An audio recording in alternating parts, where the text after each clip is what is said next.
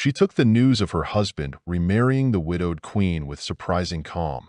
After all, Vladislav II had always dreamed of expanding his territories. First Bohemia, now Hungary, and perhaps Naples next?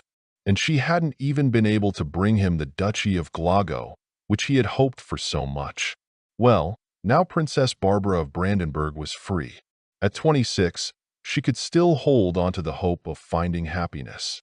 Princess Barbara was born in Ansbach at the end of May in the year 1464. Her father, Elector Albrecht III, had just taken control of the Principality of Kulmbach and was in high spirits. He dreamed of uniting significant territories under his rule and employed every means at his disposal to achieve his goals: intrigues, formal diplomacy, and wars. Pope Pius II even bestowed upon him the second name, Achilles. 19 children from 2 marriages were also meant to serve the purpose of uniting lands. The elector planned advantageous alliances for his daughters and rushed to finalize marriage contracts even before the little girls had learned to speak. Naturally, the official weddings took place later. However, in the case of Barbara, the elector's 7th child, she was married off when she turned 8. This was a traditional proxy wedding, held in Berlin. The daughter of the Brandenburg elector was united in marriage to Prince Heinrich XI of Glago, who was 30 years her senior. The elderly and ailing prince ruled over a territory nestled in the northeast of Silesia, which attracted multiple interests. He might not have married at all, as he was quite content with his bachelor lifestyle, but his advisors insisted it was essential. After all, there were so many eager to seize a piece of the principality. Heinrich, of course, was unaware that the advisors had been bribed by the Brandenburg elector. A proxy wedding is when the ceremony takes place without the bride, the groom, or both present. It's unlikely that the 8-year-old bride attended the formal part of the ceremony. She was most likely represented by lawyers. They also filled out the marriage contract, stipulating that in the event of her husband's death and the absence of heirs, the widow would receive a portion of the Glago lands, Kozachow and Zelona Gora. Barbara became known as a princess, although little changed in her life at her parental home. The move to live with Heinrich was not to happen until she turned 14. However, she never got the chance to meet her husband. 4 years after their wedding, Prince Glago passed away. Perhaps he was poisoned, but let's not forget about his poor health. A 12-year-old widow was not an uncommon sight in those times. Barbara had just donned her mourning attire. After all, propriety demanded it, when she was courted by the King of Bohemia. The hereditary lands of her late husband attracted Vladislav far more than the girl herself, especially since, unfortunately, Barbara was not particularly blessed with beauty. Before she could even catch her breath, the daughter of the Brandenburg elector was proclaimed the Queen of Bohemia. What an enticing title! None of her sisters had risen higher than Duchess.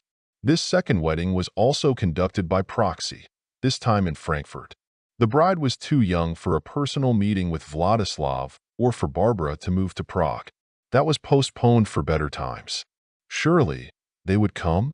But when the bells rang, the practical groom posed a reasonable question to the bride's relatives. What about the dowry? Where was the Duchy of Glago? As it turned out, the duchy was non-existent. To be precise, it still existed within its previous borders.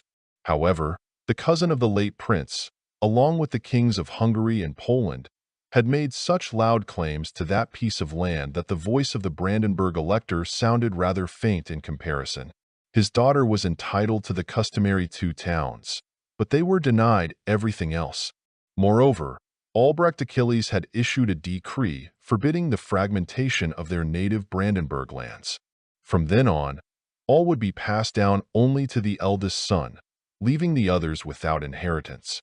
So it turned out that the King of Bohemia had married a bride without a dowry? Unfortunately, yes. Barbara of Brandenburg did not live up to the expectations placed upon her. King Vladislav was severely disappointed and quickly lost interest in the marriage. So when his wife reached an age suitable for fulfilling all the duties of a wife, he was not inclined to share a bed with her. Barbara of Brandenburg eventually understood that the king had no intention of living with her. Had she been more beautiful or possessed political weight or vast estates, Vladislav's attitude might have been different. But in this situation, the couple lived separately, unwilling to shorten the distance between them. Virtuous Barbara led a reclusive and quiet life, while Vladislav waited for the opportunity to claim the Hungarian crown, and also kept an eye out for a new wife. He made no secret of his intention to remarry, and Barbara didn't stand in his way. When the King of Hungary passed away, Vladislav II married his widow and was proclaimed ruler over the Hungarians. The fact that he was still married to Barbara didn't bother him in the least. However, it greatly disturbed Rome. A bigamist, the pontiff threatened Vladislav with excommunication, and Barbara hastened to intervene. She personally wrote to the Pope, stating that she had no objections to a divorce from her husband. Meanwhile, the king's new wife, Beatrice of Naples, also sent her petitions to Rome, begging the Pope to recognize their marriage as legitimate. It seemed like a straightforward case. The first wife wanted a divorce, the second wanted to stay married. But it took a whole commission to investigate, and the case dragged on. Then the Pope passed away, and it took several years for the new head of the Vatican to get around to dealing with the Czech king's affairs. By that time, Vladislav didn't want to be married to either Barbara or Beatrice. His second wife had left for Naples, disillusioned with her husband's neglect. His first wife lived in Brandenburg and even attempted to find her own happiness. Conrad von Haydeck, a not-so-wealthy nobleman, began to court her. In 1500, Pope Alexander VI finally put an end to the complicated marital affair of the Czech king. His union with Beatrice was declared invalid, and his marriage to Barbara was officially dissolved. This allowed Vladislav to marry for a third time. But Barbara was not allowed to remarry. Those same unfortunate lands from the Duchy of Glago, which she had inherited many decades ago, her relatives were reluctant to part with. If Barbara were to marry, they would have to provide her with a dowry, whether they liked it or not.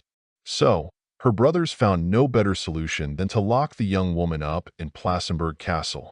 It is unknown how many years Barbara spent in captivity. Her story ends there. Only one more date is known in her short and, alas, sorrowful life. In September 1515, the former Queen of Bohemia passed away. She was buried in her native Ansbach.